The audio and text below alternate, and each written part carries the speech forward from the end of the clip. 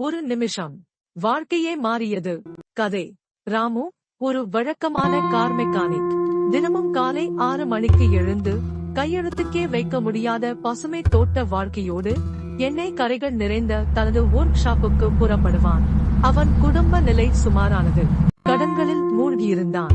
பள்ளியில் படிக்கும் பிள்ளைகள், மருத்துவ செலவுகள், வீட்டு வாடகை எல்லாமே அவனை தொந்தரவு செய்கின்றன.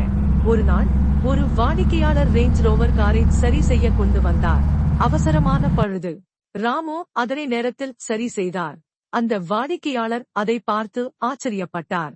உங்க வேலை ஒண்ணுதான் இருந்தா போதும், இவ்ளோ நேர்த்தியா பண்றீங்க. உங்கள் மாதிரி நிபுணரை நாங்க தேடிக்கிட்டு இருக்கோம்.